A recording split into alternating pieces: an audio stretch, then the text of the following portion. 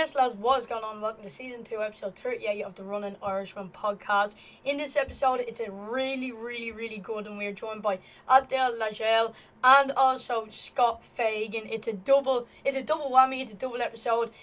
We've seen episodes with more than one guest before, but this one in particular is quite special just because these are two of the best athletes in Ireland in their age category at the moment.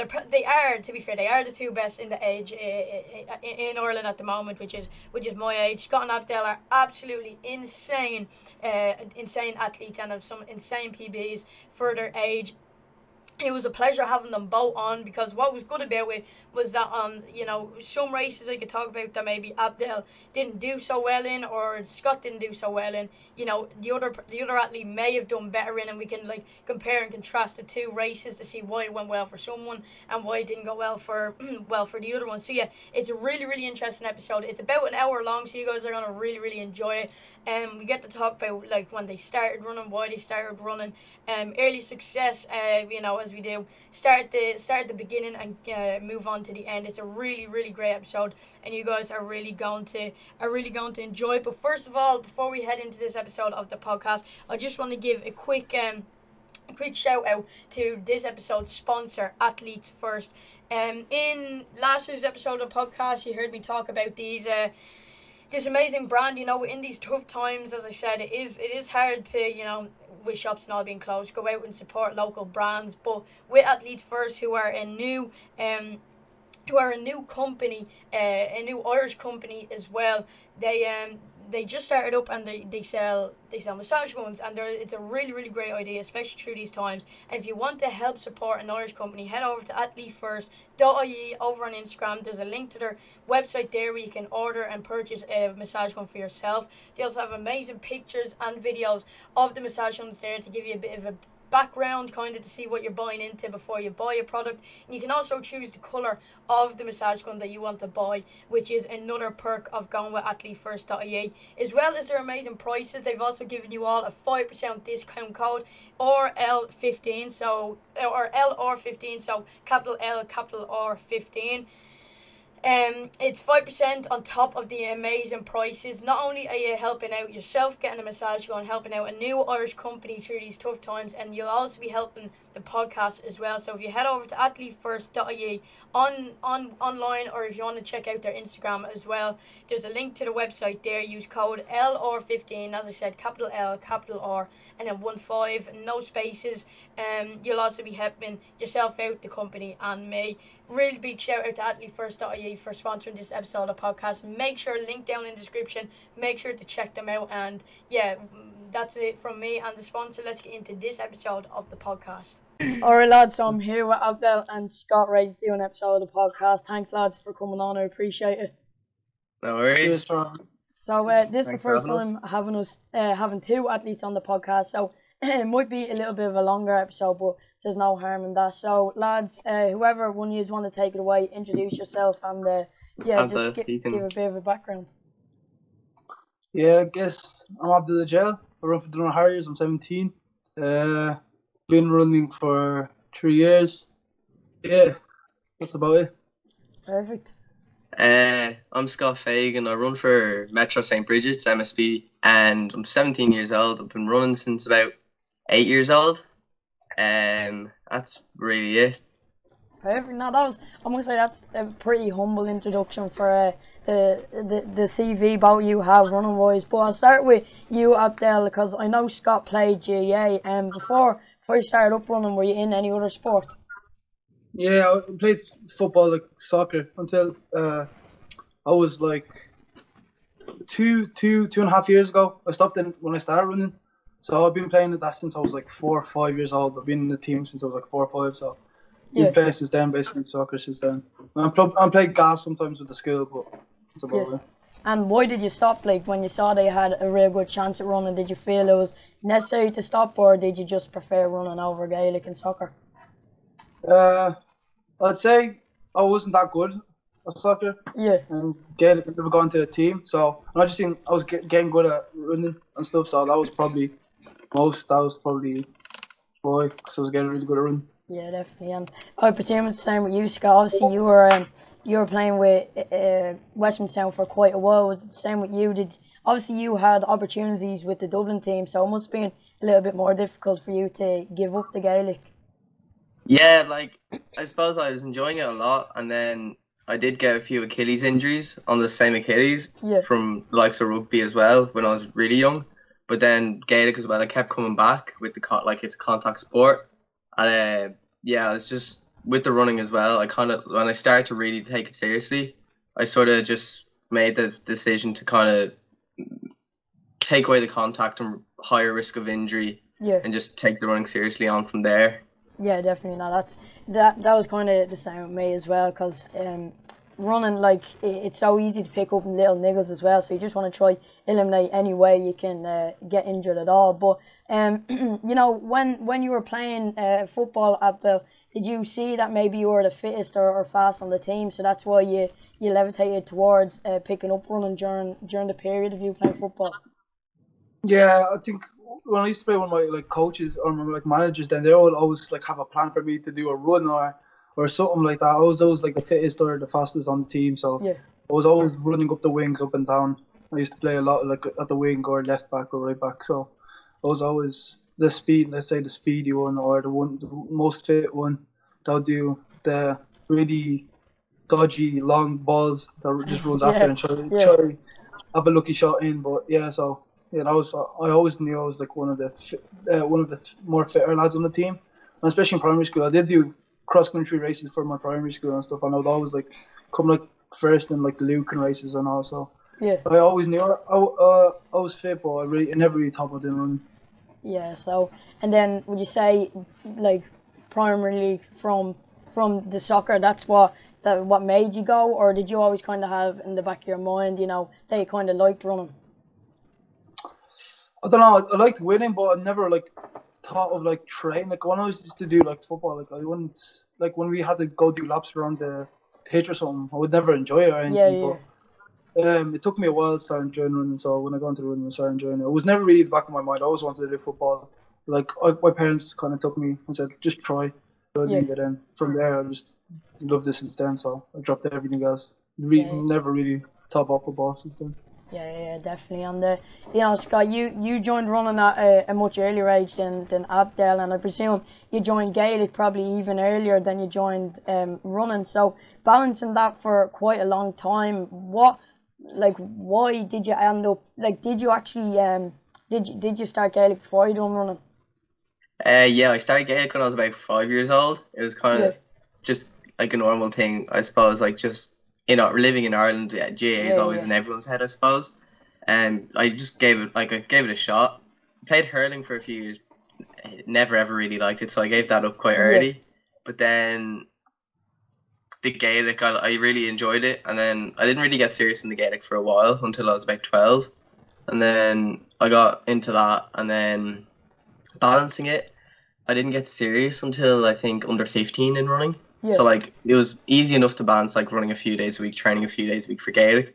But then when I started to get serious, it was sort of hard to balance it because I was running a bit more. And then I kind of just made the decision that when the mileage gets higher and the training gets more intense and everything, you kind of need to make the decision.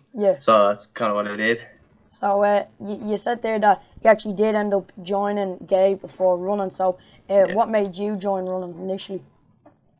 Actually, it was my best mate in primary school. He did running, and I've always wanted. Back then, I always wanted to try, but I just never got to go to training. And then I went one day with him, and I just really enjoyed it, and it was just grand. It wasn't like we were getting a hard session or anything. It was just enjoyable to be up there and running around, and not be huffing and puffing and hating it, I suppose. From when I was there, I just enjoyed it and kept going back. Yeah, definitely. I feel like if you're putting, someone as young as you when you started running and they're dying every session, you're gonna end up hating it. So from a young age, I'd say it's good to get into it slowly and playing games and messing about, and then when you get older, getting the hard stuff done. But Abdel, you were telling me off air that you only joined running 3 years ago. So on the terms of this question, you saw success pretty early on. So what was that like when you were winning races, coming high up in races early on? I wouldn't say I don't know. It's hard to tell because I think I always even still wanted to win, even though I knew I wasn't. I was just like near the race. I think like I didn't see me like progressing. Like I was one of the like bigger lads, especially when we were like in where we were like Scott, like how like you were like up the here now. Yeah. Now he's near my height.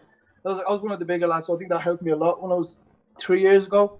So yeah, I think that definitely. I think if it wasn't for me having a little bit of early success, I don't think I would have got into it. Yeah. So I think I was very lucky to have a bit of early success. I think that really what got me going. I feel like if I was not really doing that like well, I wouldn't keep running. I don't think so. But yeah, so I think that helped me a lot.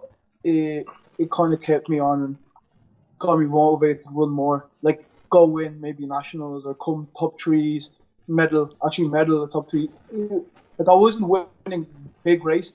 Like no, I was winning like maybe sometimes or come good in nationals. But yeah, so I just wanted to start getting national titles, and maybe make a few Irish teams or Yeah. like that. So that's where he got me motivated to start. So would you say that you've like fully like a winner's mindset, even the way you were saying there and like Gaelic and when you were playing football and all, you wouldn't be in like one of the best on the team. So then you kind of tried to look for another sport that you were really good at. And then you said if you weren't as good as you were at running, you probably would have stuck at it. So would you say you have that kind of winner's mindset that you're trying to find that one thing that you're really good at and then just stick at it?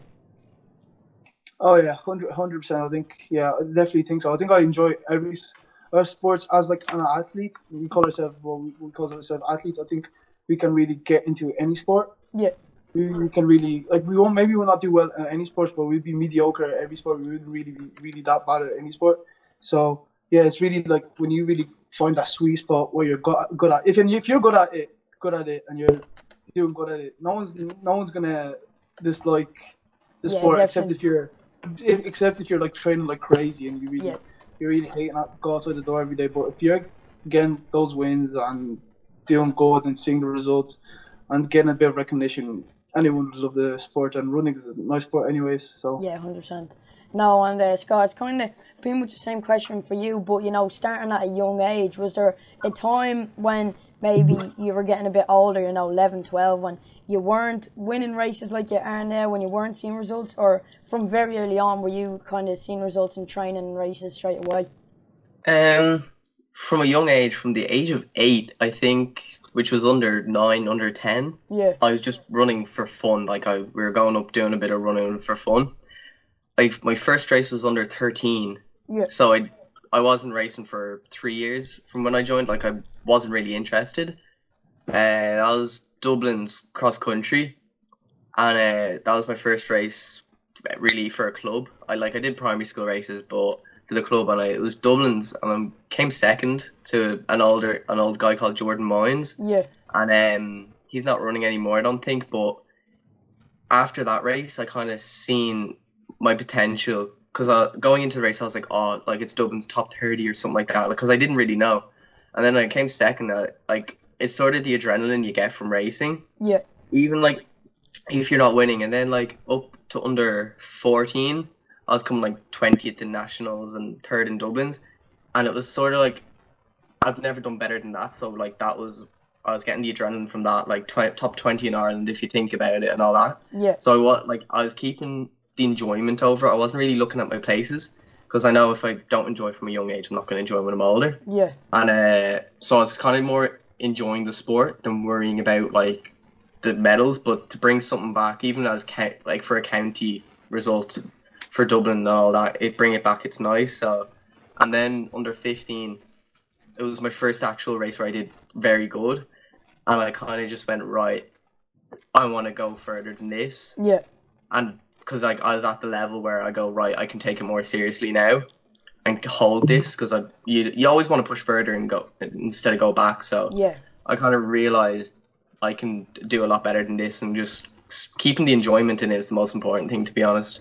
No, 100%. And they're kind of, you know, you and Abdel have two kind of different mindsets when it comes to, which is, it's good to see. It's not that everyone's like, you know, from a young age, pushing, and only worrying about winning. But then on the other hand, it's good having the winner mindset and always going into a race and wanting nothing less than winning. So it's definitely a good balance. But staying on kind of the topic of early success, Abdel, you came second in your first All Ireland. So was that when were you kind of after that race like, okay, maybe I could make something out of this, or did you really dwell on it a lot?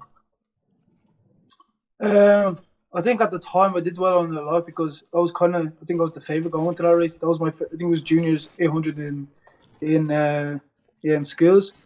So I think I was like the favourite going to that race. I think I got outkicked by Karen Mulcahy from Ulster. But so I kind of dwelled on it. I kind of think I was disappointed a bit after the race, but I looked at it and I was like, I came second to my first Irish schools. I was like, good. I want to come and win next year. So I think that's what kind of pushed me on. I feel like if I probably won that race, I probably kind of put my feet back and probably think I could keep on winning. But it definitely made me train more and keep me going. I think you definitely need those races where you don't do very bad, but you don't do very good. So you're just like in the middle, and you feel you can do more and give more. So you train more and you want to go out there do more. So I think winning all the time is not. I don't think that's fun. I think people who win all the time or don't have competition really do get bored of the sport and feel like they don't enjoy the sport. I think Scott can say me and Scott have a good rivalry. We always want to one up each other. So I think me and Scott probably said as well. I think that's what kept us going for the last 3 years. Yeah, 100%. So in a way, are you kind of grateful that you came second in that race? Because like you said, it made you not put your feet up and it made you work that little bit harder. Yeah, 100%. Yeah. Yeah, no, that's really good to hear. And Scott, you kind of starting from a young age, got a bit lucky with the Dublin singlets. I know they're not really doing that anymore. What was that like? When you got that, was it a bit of a like, all right, maybe I can go somewhere with this, or was it just kind of a bit more of a memorial? When I went up, it was in Dungar, and the first All Irelands, it was in Dungarvan in Waterford. Yeah. And so they're doing the Dublin singlets back then as like a Dublin county thing, but when I got it, I was like, oh, like I'm representing the county. Like I've never, like even the Gaelic, I didn't do that before. So it's kind of like a bigger thing, like because you go from a club to a county. So I suppose it's like a promotion early. Yeah. And so I was quite big. Like I think I finished 23rd in the All Irelands, but it was sort of a big thing, I suppose. But then the next year they got rid of the singlet because I think it's just better to represent your club because you're running for your club in the end of the day. Yeah. But to get a Dublin singlet, like in my second race, it was a big thing, like because you're representing your county, and like the next thing from your county is your province or country, like so it's big. Yeah, no, it definitely is, and I don't know, maybe they could have kept them around a little bit longer, but as you said, in the All Irelands, you really are representing your club. You went from Leinster's or whatnot, representing your club to then Dublin. So yeah, maybe it's good to keep representing your club, and then after All Ireland, see where you can go from there. Picking up an Irish vest. But Abdel, on the topic of Irish vest, when was your first Irish vest? When did you pick one up? I think it was Celtic Games in Belfast. Me and Scott was on the team as well. That was January 2019. Yeah. So that was when I got my first Irish vest.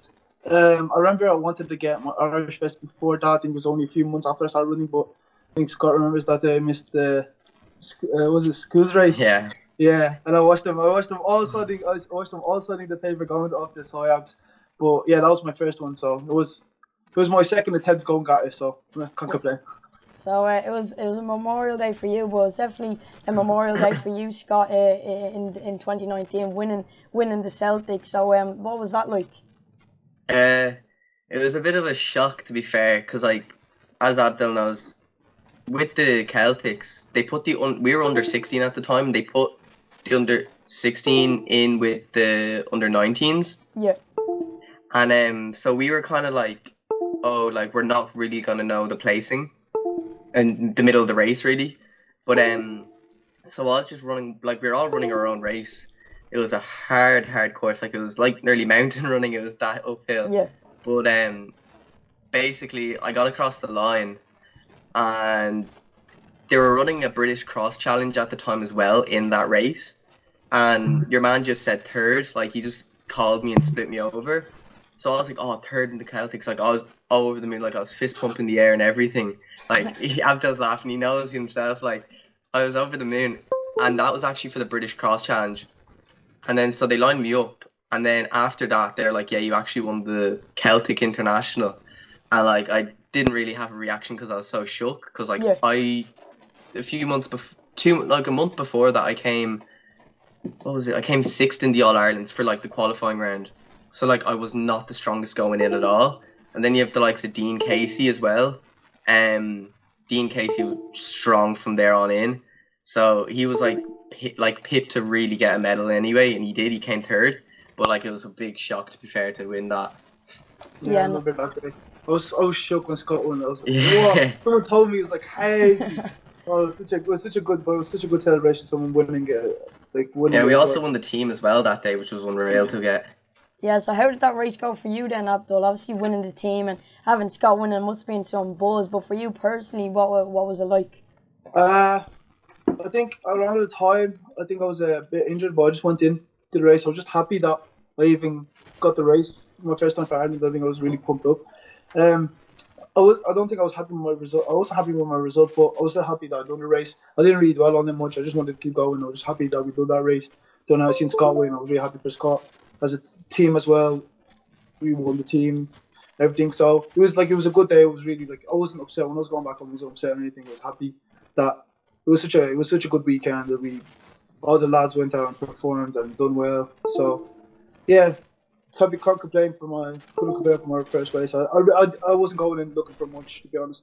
Yeah, no, definitely. But still, coming away with a team medal is a great achievement. But Scott, after that race, I actually only seen there last year or something, midway through last year, the interview you had after the race. Was that your first ever pre-race interview?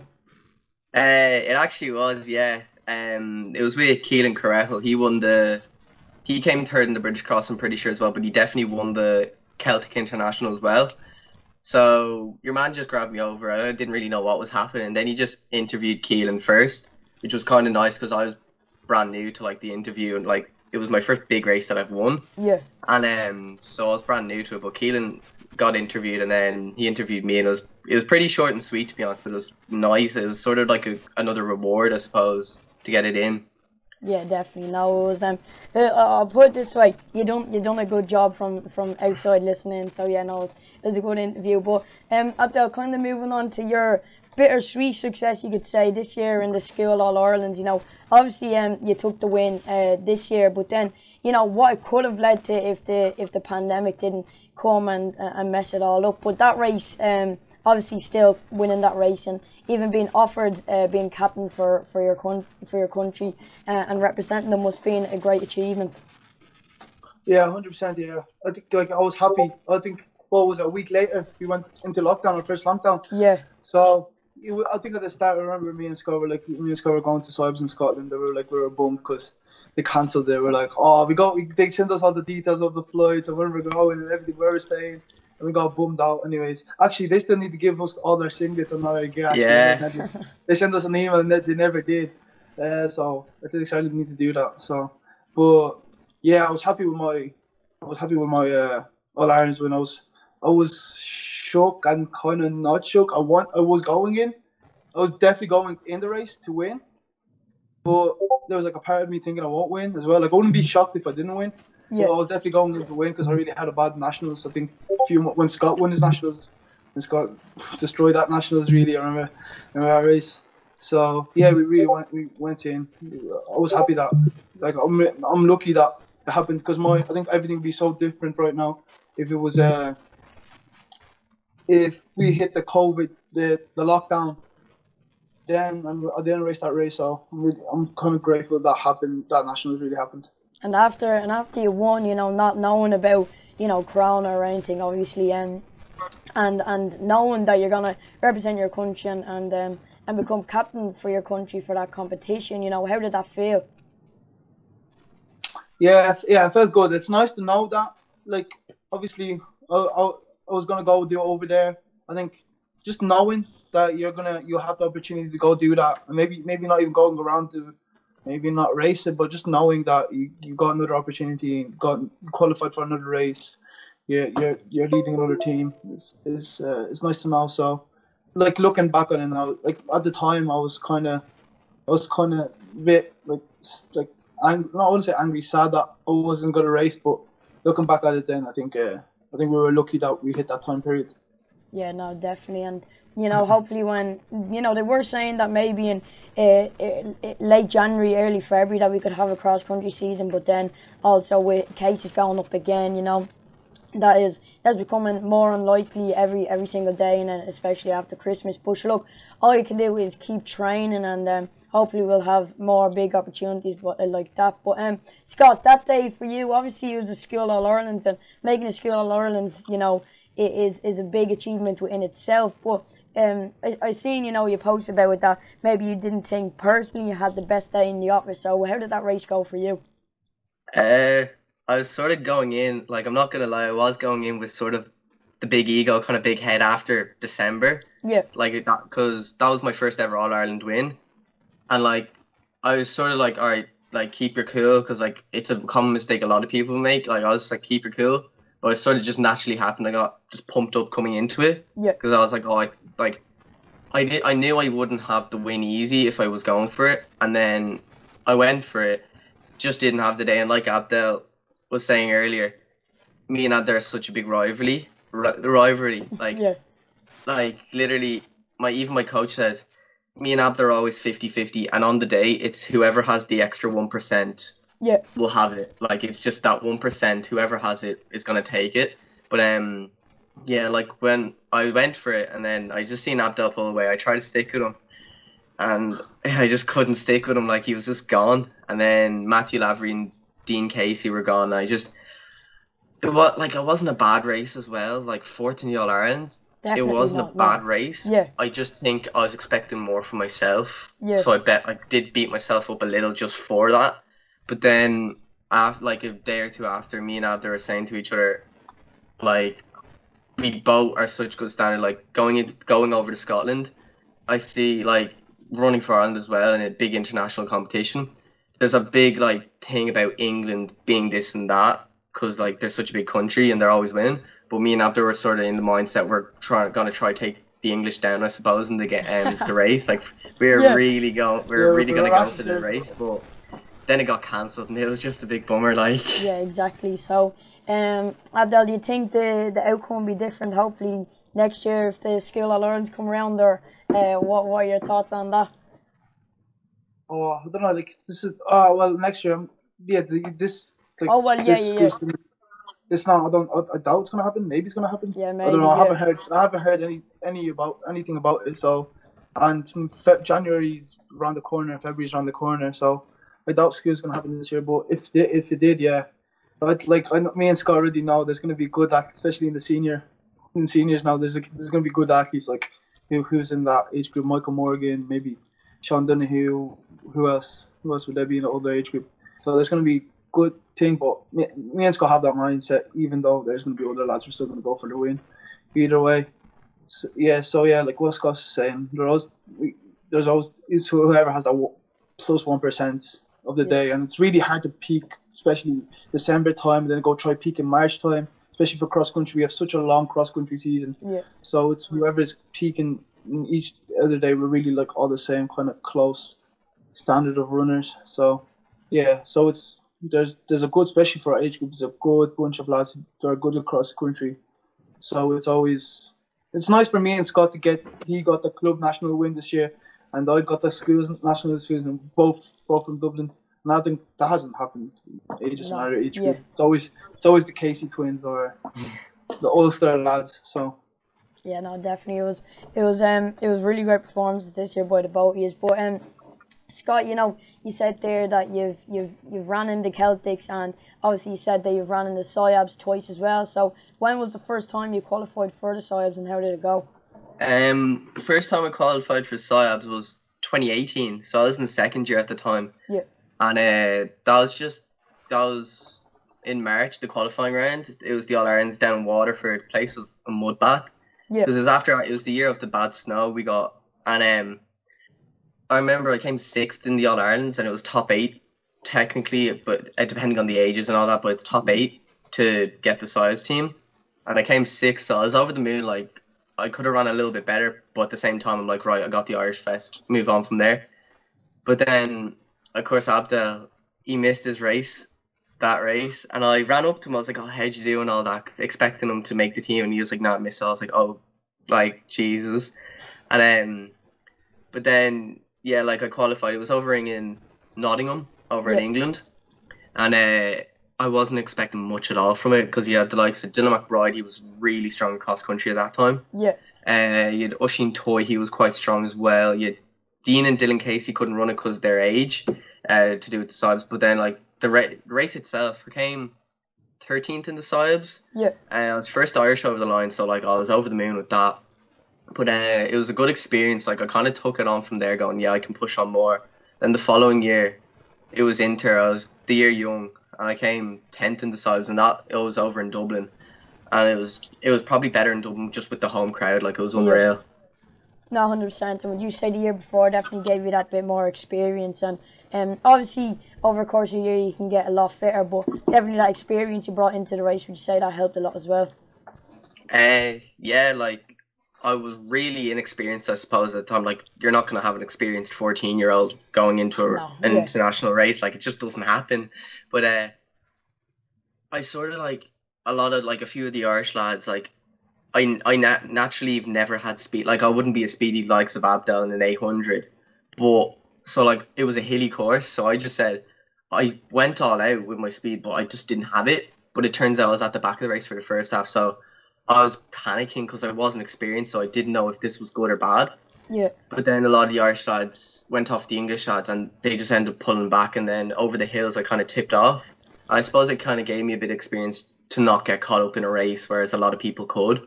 Yeah, no, 100%. Then before we come back to Abdel to talk about the scholarship and whatnot, real quick, Scott, I just want to talk about last year, obviously the first club All-Irelands you've picked up. What, leading up to that race with the Dublins, starting from the Dublins, what was that entire experience like? From the Dublins, like, me and Abdel were definitely the strongest going into that Dublins race. Yeah. It was kind of muddy as well, so kind of like the All-Irelands was a mud bath as well, but the Dublins was kind of muddy, so it kind of gave us a nice lead up. But going into that, from Dublins, I was just training away how I did up to Dublins, because I did play it safe and just train away, or I could have went overboard and done too much.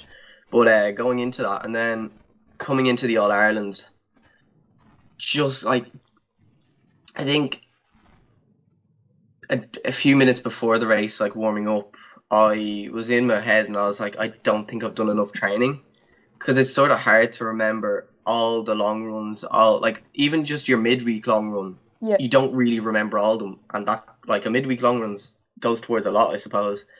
And then you can't remember all your sessions, just how much you've done. So I was like, I don't think I've done enough. But I was on the line, so you can't do much about it. And then I kind of just went into it with no expectations. I said top 3 to my coach and my parents going into before. I was like, I'll take top 3. That's what I want to go for. And it was a horrible course. Like, it was, your feet were going shin deep into it. It was just shocking. But then we were picking through the race. It was me, Dean Casey, and Sean Cotter. And I know there was a group of Aina, Callum Morgan, and Abdel as well with us. With a lap to go, it was just me, Sean Cotter, and Dean Casey. And then Sean Cotter fell off a bit, and I was like, okay, just don't blow up and stick with Dean. And he kind of pulled away with a kilometre to go. But then I ended up pulling him back. I had the likes of my coach and Sean Donahue, which literally, if they weren't there, the two of them, I would have came second. Like, I would have lost the race. And I kind of just used my speed against Dean, I suppose, and just really kicked by him. Well, it was kind of like coming into the home straight. I looked at, like, I suppose, the timer and the medal standing. I was like, there's no one in front of me. This doesn't feel right. Because, like, usually, like, there's always someone in front of you, but it was unreal. Yeah, definitely. And then, obviously, winning the Dublins is amazing in itself. Then, to go on and win the actual All Irelands. I remember the course was absolutely shocking. Then the big lap as well, and that little extra bit. I remember one of my teammates actually rolled his ankle in that, and he wasn't able to finish the race. He was one of our better runners. So it was definitely, once again, whoever had the little bit extra percent and was able to maybe adapt or adjust to the course as best as possible would have came out on top. And obviously on that day, it was you who was able to adjust as better than anyone else, you could say. So what was that like, that entire experience, leading into it? Did you have winning in the back of your head at all, or were you just going in to run as best you can? I suppose, like I said, top three in an All Irelands. It's so, like, our age group, in my opinion, is one of the most stacked for cross country. Like, you'll have the older age groups and they're going to have the faster times, but there's a few of them, whereas our age group, the top 12 itself, is so stacked. Like, you always have Dean Casey. Dean Casey's always on form. Like, he's always going to be in the medals. Like, he might not win, but he's always going to be there. Yeah. Then you have the likes of a few of the Ulster lads, the likes of Sean Cotter. They're there. They're always going to be there. Like, you can't count them out. But so going into it, I was like top three, because there's always, in your head, you're always like, oh, they could be on form, but you can take a few. So going into it, I was hoping top three. And then when the group broke off and it was just the three of us, I was like, okay, top three, I have this.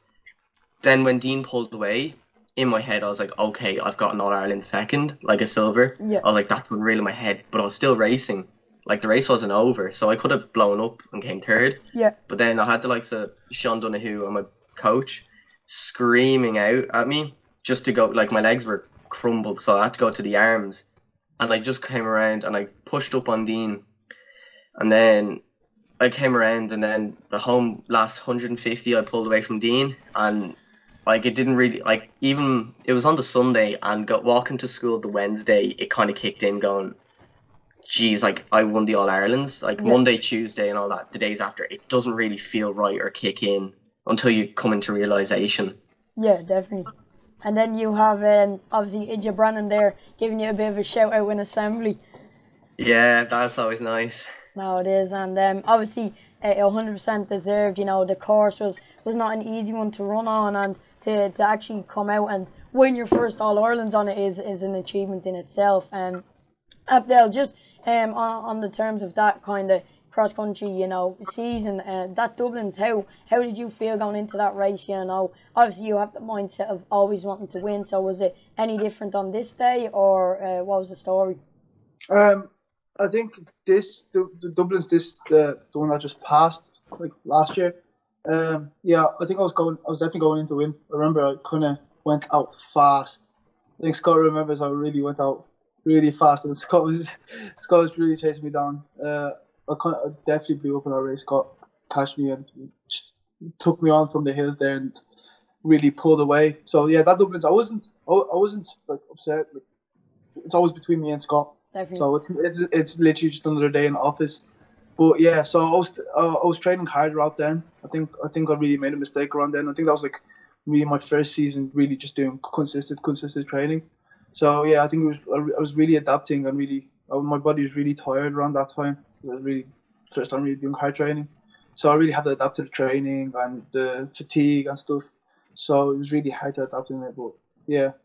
I was upset with Dublin. I was definitely upset at the Nationals that year.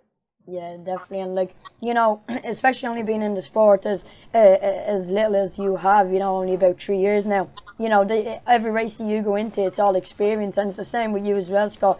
Every race that you go into, it's all experience. But how did the Nationals end up going for you?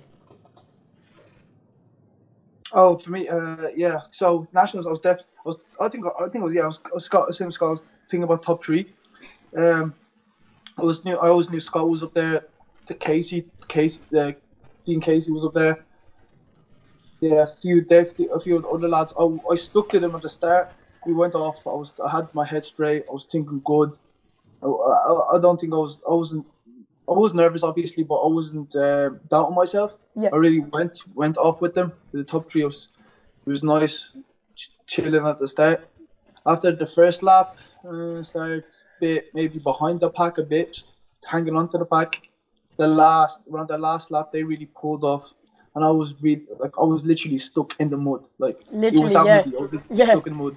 Like the last lap I think I was around maybe 4th, 5th place.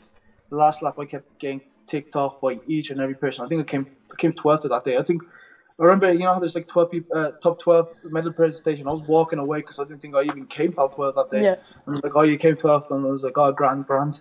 So yeah, I was getting out kicked by like at least 4 people in the last home straight.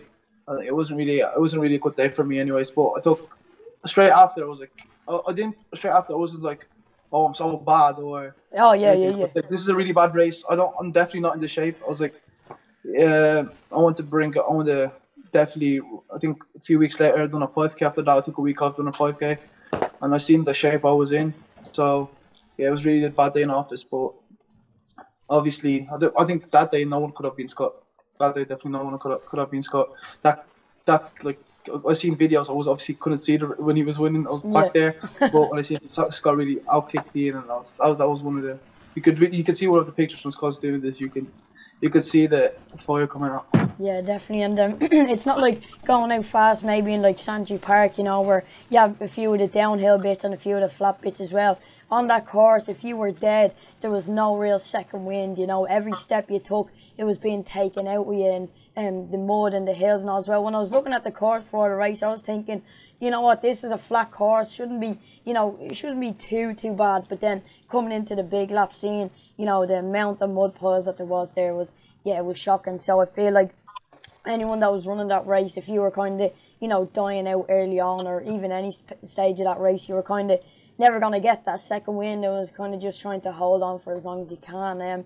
But, coming, more into Victoria's side of things for you, Abdel, obviously winning the schools there last year led into some pretty big things, and obviously led into played a factor, I should say, into you picking up a scholarship. And I had Sean Donoghue on the podcast last week, and he was, talking me through, picking up a scholarship and the whole process. But, for you personally, what was that entire process like?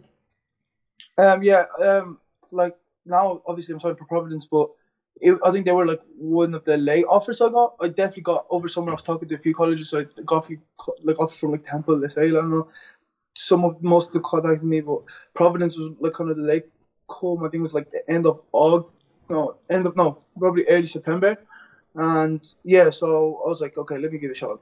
Talked to Providence, talked to Ray. We talked the first time. I talked to the assistant coach in Brook. Yeah, so the process, it was, I think I made the decision 4 weeks. When they gave me the offer a few weeks later. I had like 3 weeks to make the decision. So I signed on signing day, which is November 11th. So yeah, the process is definitely hard. I've been seeing what I've seen on Instagram. I think Sean Donoghue did tell me, he mentioned this thing on Instagram. These the agencies, the scholarship agencies that are everywhere on Instagram, they're ridiculous. I think a few texted me, and they have a lot of followers. They have like 10,000 followers, 20,000 followers. People actually use these, and the prices are ridiculous. They're like maybe 4K, 5K. Jesus. But you can literally. There's a good video you can watch. Elliot Slade, he's in Dunnar Harriers. He went to Villanova as well. And I know Sean Dunn, who's going to Villanova. You can look at his YouTube video. I think a lot of people have seen it, and he tells you the whole process without those agencies. He's basically leaving the agency for free. It's that easy. Most coaches don't even want to talk to those agencies. Definitely. So it's like you can literally do the process by yourself, and yeah, it's not hard. Either they contact you. Most don't contact you. People are actually waiting for these. No one. They're not looking through the whole world for good results. Obviously, there's no internationals for the past basically year, so it's really hard to look for people. But so process at the start, emailing and stuff. Maybe obviously I got a few contacting me, but after I seen like there was a few contacting me, and I seen there's a few ones I really wanted to go to. I did maybe email a few, but yeah, so that's really it. Just if anyone's looking to go over, especially the younger ages. It's not as hard as people think it is. Yeah, definitely. And you were mentioning there the agencies like for $4 or $5 grand. That's that's pretty stupid. And the fact that some people are actually buying into these things, and just, as you said, and Sean was telling me as well, like, I actually didn't know that you can actually send out emails as well telling the colleges all that you've done, and hopefully they get them back and accepting you into the college. So definitely that you could say is probably even a bit of a scam in a way. So that's, yeah, as I said, that's really, really interesting. And when did you get in touch with Providence, or did they get in touch with you? Yeah, kind of started talking to them already, already started talking to them a bit, but so I did that. I was like, okay, these are like he told me he's seen my my national juniors in the 3K. Yeah. He said, and then we kind of started talking. Then we started talking a bit, especially with the assistant coach. Then I started talking to Ray. So it's not really that hard. I really it's one email is all it takes, really. Yeah. They most of them do read it. Just don't make it too long or make it short and sweet, and they're back to you.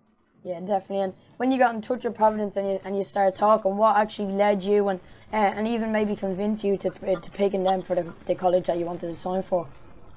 Oh yeah, definitely.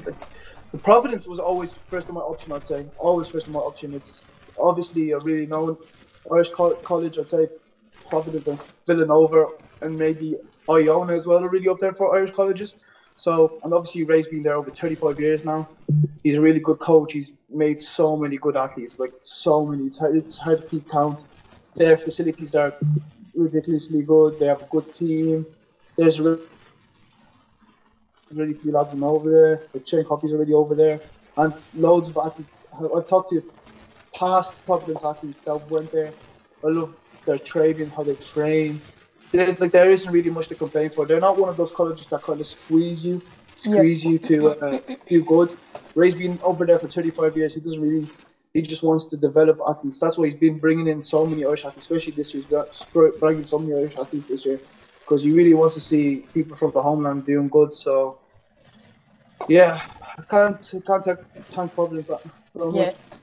Yeah, definitely. And you're saying they don't try and squeeze you. Obviously, the level of running over in America is absolutely insane, and some of the mileage and everything in sessions people do be running. So when you get there initially, it's good to kind of gradually get into it. And in terms of that, over here you're kind of you and Scott dominating races and dominating your sessions as well. So how are you kind of going to adjust when you get over there? Obviously having the mindset you have of always wanting to be winning, do you think you're going to have to maybe adjust that a little bit when you get over there, maybe being at the back of the pack in sessions or races, or how do you think that's going to be like when you get over to America? Yeah, 100%. It's not going to be something's nowhere near to the standards in Ireland, nowhere near. But especially NCAA over there is crazy. Yeah. You won't even. The last thing you'd be thinking about was winning over there, especially when you're a freshman or anything. But yeah, so obviously over summer probably have to bring up my mileage. They'll probably tell me what mileage I'll probably have this gradually build up. You don't go up there straight away or you're gonna get injured. So yeah, I'm probably gonna gradually build up on this summer is probably after all racing seasons over done with. Just bring up my mileage slowly. Not in a rush, nothing, just really nice to get good base this year. Yeah, so over there obviously I'm obviously not gonna be in the top group with the senior lads. Yeah, definitely. In the training sessions, I'll obviously be with the other freshmen. You have to remember this in NCAA. There is no one that is bad. Yeah. There's no one that's bad. If you have a scholarship, you're not bad. There's no one that's bad. So everybody's good. It's not. So the last person in the race is good. It's ridiculously good. So it's crazy over there. So you really have to adjust.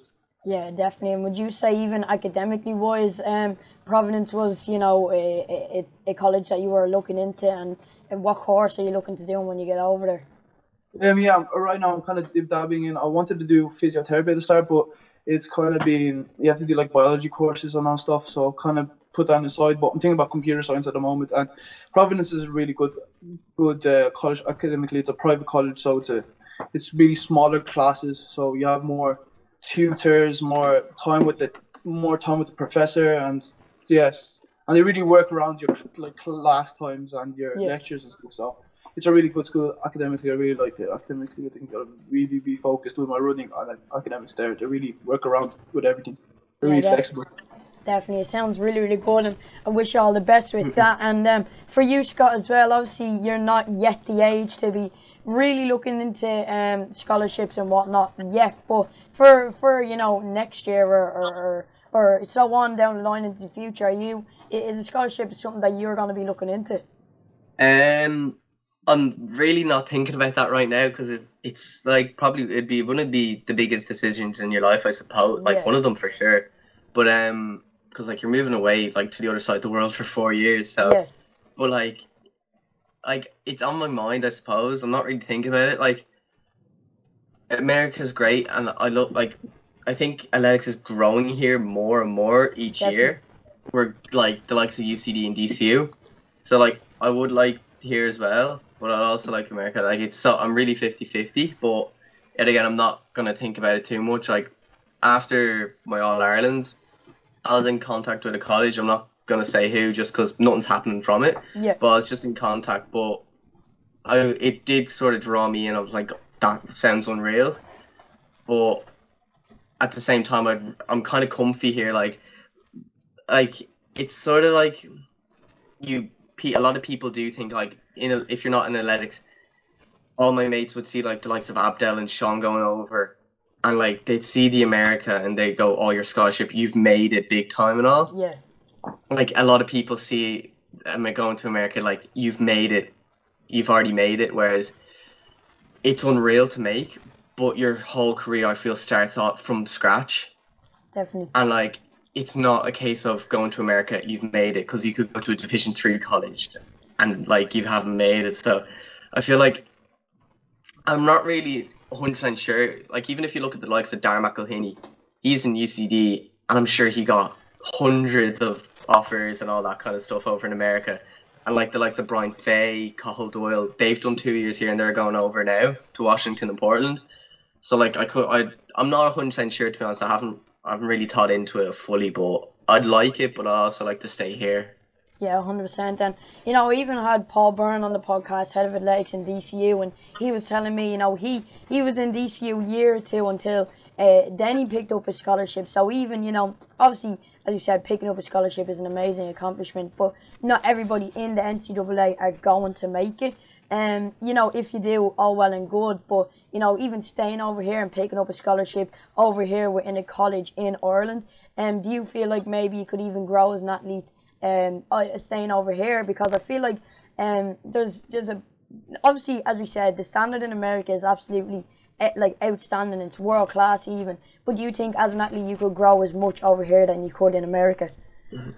Yeah, definitely. Like me and Abdel, we've won national titles, and we've never gone abroad for training or anything. Yeah. But the likes of Abdel's gone Portugal, but like if you can get to a national title just with your coach, I don't see why. Like we're still really young, like we're only 17, but I don't see why you can go the next level to like train. Like I was saying, a lot of people see America as winning a national title. If you're good, you automatically go America. Yeah. Like a lot of people go, "Oh, he's winning national titles, run for Ireland. He's going America." Whereas it's not like that. So I think like it's sort of like it's a big move as well. And if you're not happy with it over there, you're not going to enjoy it, and your training's not going to go well. But yeah. I think it's whatever you're more comfortable with. But at the same time, if you're getting to national titles here, I don't see why. Like you can always go the extra step yourself. So I don't see why you can't get it over here. Like if you look at Darren McElhinney as well, just for an example, coming third in the European track 5K, under 20 records, like blitzing it all, and he hasn't gone over to America. Like I feel like it's sort of whatever you're happy with. Like if you're more happy over there, you're going to train better there. It's just sort of, it goes down to personal opinion, to be honest. Like it's everyone's different. Yeah, 100%. And I feel like you hit the nail on the head there when you said when you got over to America. And me and Abdel obviously spoke about, when Abdel gets there, it's kind of, you're going to be, with the younger lads. And in races, you might be, and this is for anyone, you're going to be maybe at the back of the pack. And then you said it there, like it's kind of starting your running career all over again. Nobody's going to be looking at you. They're only going to be looking at, the top lads winning races. So as well, it can be maybe a little bit mentally frustrating. And if you stayed over here, you kind of know your competition and you might be able to grow that way. So yeah, you know, whatever way I feel both you or whatever paths I feel either you take,